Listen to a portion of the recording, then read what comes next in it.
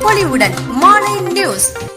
வன்னியர்களின் இடஒதுக்கீடு போராட்டத்தில் உயிர் நீத்த 21 தியாகிகளுக்கு மயிலாடுதுறையில் பாமக மற்றும் வன்னியர் சங்கம் சார்பில் அஞ்சலி செலுத்தினர்.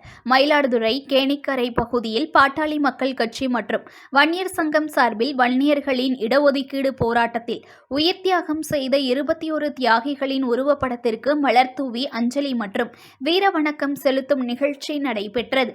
பாட்டாளி மக்கள் கட்சியின் மாவட்ட செயலாளர் லண்டன் அன்பழகன் தலைமையில் நடைபெற்ற நிகழ்ச்சியில் வன்னியர் சங்க மாநில செயலாளர் தங்க ஐயாசாமி, வன்னியர் சங்க மாவட்ட தலைவர் பாக்கம் சக்திவேல், பாமக மாவட்ட தலைவர் பழனிசாமி, வன்னியர் சங்க மாவட்ட செயலாளர் முத்து, பாமக நகர செயலாளர் ராஜ்குமார் மற்றும் நிர்வாகிகள் உள்ளிட்ட ஏராளமானோர் கலந்து கொண்டு மலர் தூவி அஞ்சலி செலுத்தி முழக்கமிட்டனர்.